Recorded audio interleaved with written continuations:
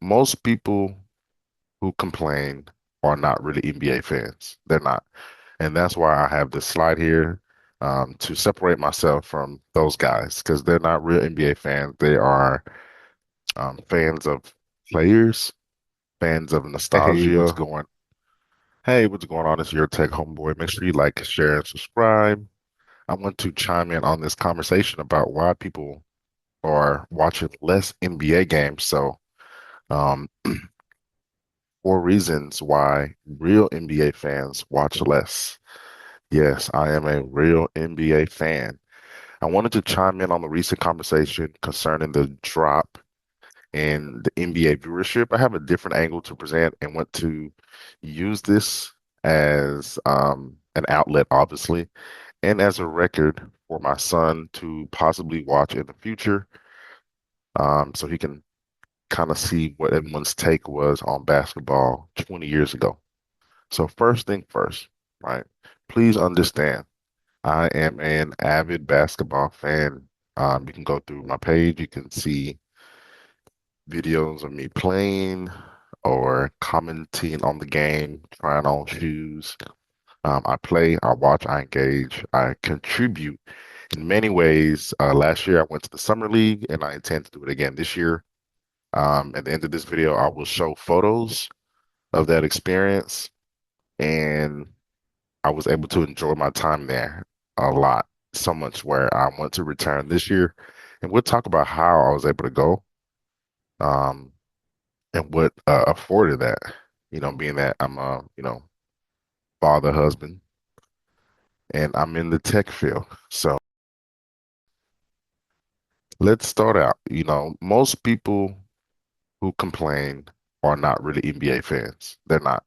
And that's why I have this slide here to separate myself from those guys because they're not real NBA fans. They are fans of players, fans of nostalgia. So I wanted to address their complaints first, the common complaints we hear from people who say they don't watch the NBA anymore.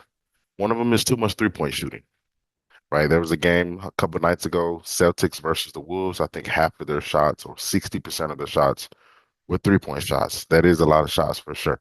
Um, so um, that's not some people's brand of basketball, and that's okay.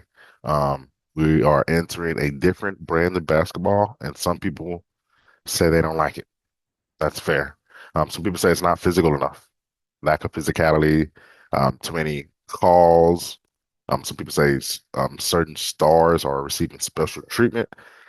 Going into stars, too much LeBron coverage. Again, people who are fans of a certain time or certain players before LeBron, um, they think the coverage he receives now is too much and unwarranted. So many people are annoyed with it. And lastly, some people say that the NBA is woke, too woke, too many Black Lives Matter demonstrations, especially in COVID, too many player-led initiatives that lead ultimately to like social justice conversations. And during the 2021 season, remember players had different names, or not names, different I guess different initiatives they supported, and I think some people's jerseys said like social justice, equality, different stuff like that. So some people are saying it's too woke, too Black Lives Matter, and they don't want to tune in to watch that. And you can see by the chart that last season looks like primetime viewing was axis for the regular season, right axis, primetime viewership, and you can definitely see that it's not at a level any business owner wants. Let's say that is decreasing year over year. It's decreasing. Primetime viewership is currently at, or last season was at 63 million. So nobody wants to see that as a business owner. So my 4 reasons, the number one reason is that the final minutes take too long. Okay, when you look at other sports like soccer and stuff, they have a continuous running clock. NBA, we have a lot of stoppages in the last 2, 3 minutes of the game when it's considered clutch time. Anything below 5 minutes within 5 points is considered clutch time. And that is when you have the game drags out. Now, each quarter of the game is 15 minutes, but oftentimes the last 3, 4, 5 minutes of a game when it's clutch takes 10, 15, sometimes 20 minutes. And that is horrible. Between the timeouts at the end, between reviews, general stoppages, um, challenges. There's just always time, just, in all the ways, of course, the players purposely cause the time to stop, rolling the ball up court so the time doesn't start. I mean, it's just so it and it hurts too, right, from a viewer perspective because it's emotionally intense time and everyone's trying to slow down the time when it's the most exciting time. So um definitely game stoppage during clutch test moments is a huge deal. Um and it causes the game to go on so much longer than it should be. Number two, you have weak defensive rules. A lot of rules favor the offensive player, and this is NBA is not exclusive in this, where the league tries to protect the offense because it's more exciting, they believe, for the offense to run down court or to dribble crazy or to dunk or to dribble the ball between the legs, with your feet in soccer, shoot from a crazy distance in hockey, do unbelievable things in the pocket as a quarterback. You know, most sports are geared around protecting the offensive player because they believe that's what the viewer wants to see, and they believe that it will ultimately make the game funner, more exciting.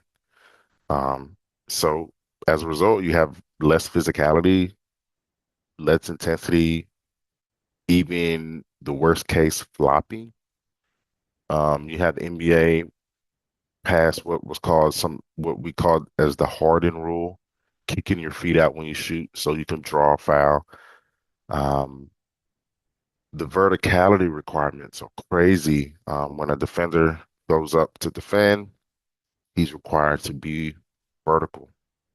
If he happens to lean or if he happens to lean forward, they're gonna call a foul. Like it's the requirement for the defender is crazy.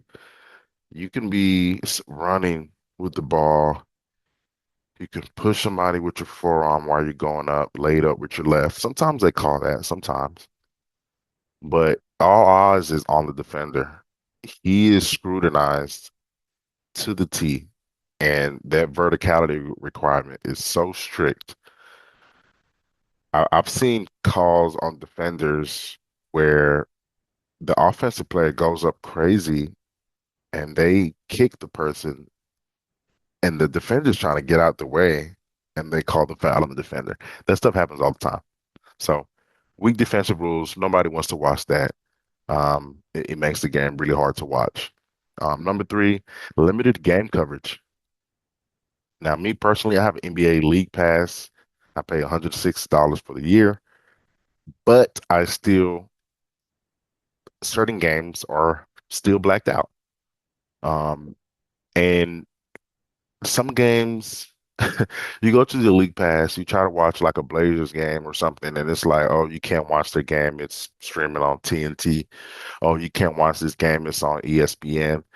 And it's like, how are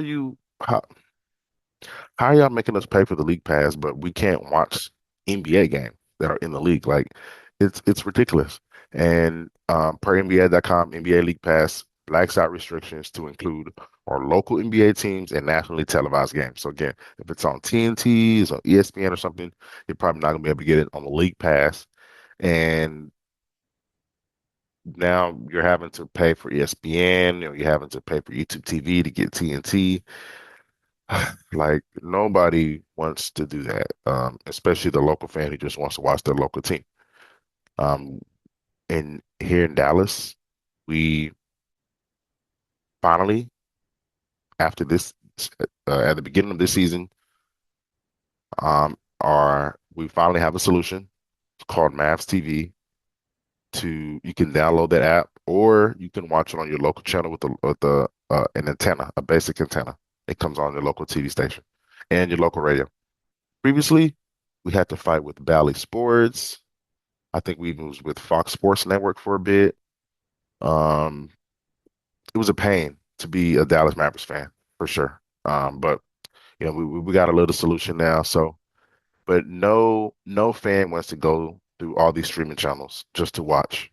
It's no excuse. The NBA League Pass has to get that together. My fourth issue and the last issue is that we have a problem with the All-Star games. Um, Growing up, I watched All-Star games. I watched Kobe, Vince Carter, AI. I watched their All-Star games. Even I didn't even play that much basketball. I wouldn't consider myself the biggest basketball fan, man, but I still was like, you're gonna have all these superstars on one team playing against each other. This is worth watching. Like anybody and everybody should watch it. It's like any sport. Um, when you know all the great players are going to be on the same team, it makes it enticing for even the casual fans to watch. But what happens is that even the casual fan comes to watch the All-Star game and they're like, what the heck is going on? Why do we why are we building these super teams and they are non-competitive? Why are the stars not competing in the dunk contest? Like it's so frustrating. It's so frustrating to watch.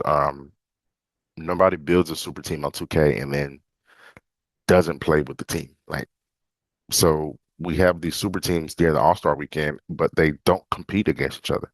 They're laughing, they're joking, they're playing. I mean, it's like they're scared to show or to declare that like they only want to play under a certain format. The All-Star game is more of a free format, freelance playing, and it gives you the ability to play exactly how you want to play without the grace of a lot of like sets and refereeing as well. And a lot of players, they just don't want to play in that format under the bright lights. It's so beta is what it is. So the NBA, they have a G League guy who won the last two dunk contests, Mac McClung. He's won the last two dunk contests, and he's in the G League, like as if we don't have monster dunkers in the NBA. I think the last All-Star to win was like Levine 2016, John Wall 2014.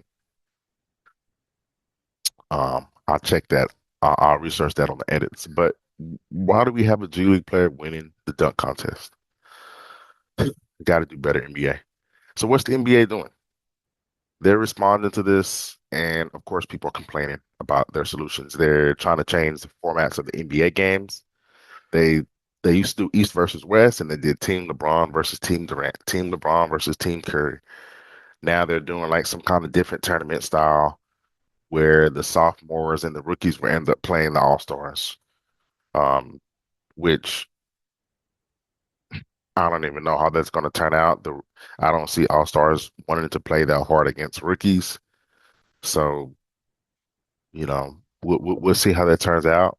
Some people are exploring like a 4-point line, um, and then feasibly and ultimately what the NBA is doing is they're expanding to different markets.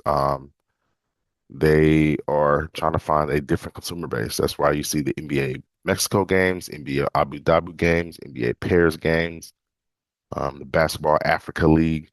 You see all these initiatives spearheaded by the NBA to expand into different markets. You see teams also drafting a lot of players from different countries to attract their markets, to attract their viewership, jersey sales. Um, it's a great plan. It's a great plan. And the NBA is seeing a lot of traction from around the world. So we'll see how that goes. I would love to go to NBA to the NBA Mexico games. Um, Maybe one day soon. Now, as I promised, you guys need to like, share, subscribe to this video. But also, as I promised, I went to the Summer League games last year and had a great time there. So much fun.